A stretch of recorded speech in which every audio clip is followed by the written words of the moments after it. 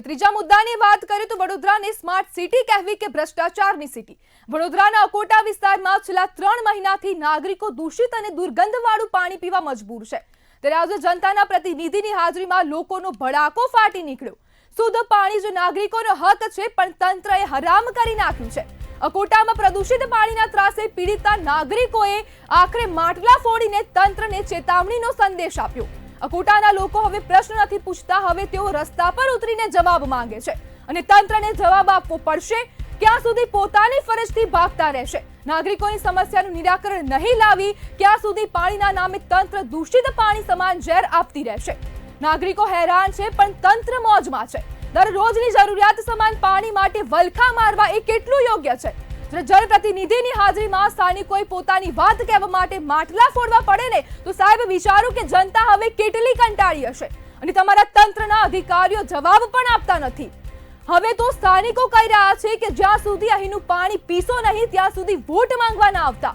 અકોટાના નાગરિકો આજે એ સાબિત કરે છે કે જ્યારે તંત્ર સૂતું હોય ત્યારે પ્રજાજન જાગે છે અને હવે એ જાગૃત જનતાના પગલા કડક હશે અને હવે જનતા જવાબ માંગે છે કે ક્યારે તેમની સમસ્યાનું નિરાકરણ આવશે। ત્યારે જનતાને હવે જનપ્રતિનિધિની સામે આક્રોશ ઠાલવવો પડે છે જ્યારે તંત્રના અધિકારીઓ દ્વારા કોઈ પણ પ્રકારની કાર્યવાહી કરાતી નથી અને તેમની સમસ્યાનું નિરાકરણ પણ લાવવામાં નથી આવતું। ત્યારે ક્યાં સુધી હવે જનતા જે તંત્રના પાપે હવે મુરઝાતી રહેશે ને ક્યાં સુધી તેમને તંત્રના પાપે અનેક પ્રકારની મુશ્કેલીઓ પડતી રહેશે? છેલ્લા 3 મહિનાથી આ વિસ્તારમાં દૂષિત પાણી આવી રહ્યું છે અને દુર્ગંધવાળું અસહ્ય ખરાબ પાણી આવી રહ્યું છે। જે બોટલોમાં જે પાણી ભરતા આવે બોટલોનો કલર પણ બદલાઈ જાય છે।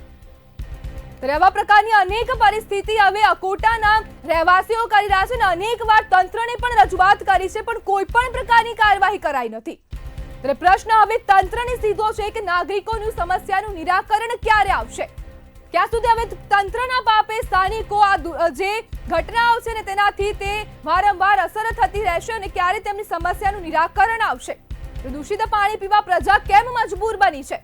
તંત્રના પાપે હવે પ્રજા જે છે તે દૂષિત પાણી પીવા માટે મજબૂર બની છે અને ક્યારે તેમના જે સમસ્યા છે તેનું નિરાકરણ આવે? ત્યારે સ્માર્ટ સિટી યોજવાના ભ્રષ્ટાચારના આક્ષેપોમાં કેટલું તથ્ય છે? હવે સ્થાનિક લોકો પણ આક્ષેપો કરી રહ્યા છે।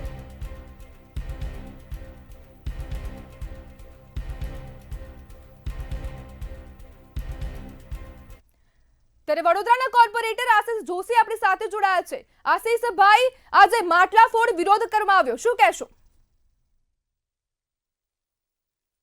પાણી બાબતે વર્ષોથી વડોદરાના નાગરિકો ગંદુ પાણી, ઓછું પાણી, લો પ્રેશરની સમસ્યાથી પરેશાન હેરાન થઈ રહ્યા છે।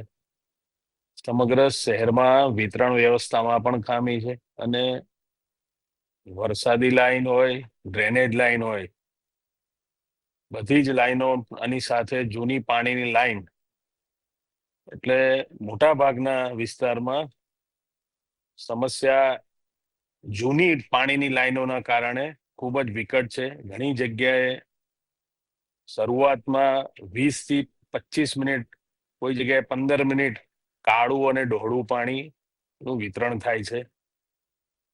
નાગરિકોને માંડ 10 મિનિટ જ ચોખ્ખું પાણી મળતું હોય છે।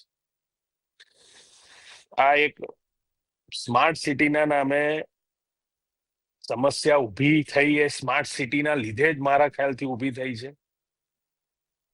પાછલા વર્ષોમાં સ્માર્ટ સિટીના નામે કેમેરા ગોઠવવાનું કામ હોય, જે બી અંડરગ્રાઉન્ડ કેબલિંગ કરવામાં આવ્યું એમાં ક્યાંક ને ક્યાંક ડ્રિલિંગથી પાણીની લાઈનો બ્રેક થઈ, ડ્રેનેજની લાઈનો બ્રેક થઈ અને એ ધ્યાનમાં નહીં આવતા જ્યાં ડ્રિલથી ક્યાંક પાઇપ પર ડ્રિલ વાગી ગયું હોય અને થોડુંક ડ્રિલ વાગ્યા પછી પાણી અંદર ને અંદર જ વહેતું હોય, ચાહે એ ડ્રેનેજનું હોય, ચાહે પાણી પીવાની લાઈન હોય, અને પછી જ એ પાણી અંદર જમીનમાં ઉતરતા આ ભૂવાઓ પણ પડી રહ્યા છે। એનું પણ મુખ્ય કારણ આ છે કે સ્માર્ટ સિટીના નામે આડેધડ જ્યાં ડ્રિલિંગ કરીને કેબલો નાખવા અને ખોદવાની કામગીરી પાછલા વર્ષોમાં થઈ, એનું પરિણામ ભોગવી રહ્યું છે। આજે આ શહેરના નાગરિકો પરેશાન હેરાન જે થઈ રહ્યા છે એ મુખ્ય કારણ એ છે।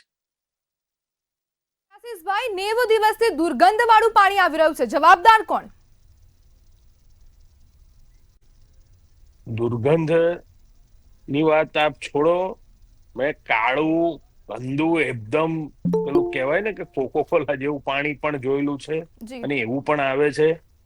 હું કહું છું કે વર્ષોથી જર્જરિત લાઈનો અને એમાંય ડ્રિલિંગ કરીને શહેરમાં આડેધડ ખોદવાની પરવાનગીઓ પાછલા વર્ષોમાં આપવામાં આવી. G mobile ટાવરોને ખોદવાની, underground camera work કરવાની, આ બધી જ સ્માર્ટ સિટીના નામે જે પરવાનગીઓ આપવામાં આવી ત્યારે અંદર ડ્રિલિંગ કરતા કર્મચારીઓને ખબર નથી કે એની નીચે પાણીની લાઈન જઈ રહી છે, એની નીચે ગેસની જઈ રહી છે, એની નીચે ડ્રેનેજ જઈ રહ્યું છે. જી કોઈ પણ જાતના નકશા અને લાઈન દોરી વગર આડેધડ ખોદવાની કામગીરી જે થઈ એમાં આ તકલીફ છે અને સમગ્ર શહેરની જૂની લાઈનો બદલવાની જરૂર છે, ખાસ કરીને પાણીની લાઈન. જી જી આશીષભાઈ, સમગ્ર માહિતી જોડાવા બદલ આપનો આભાર.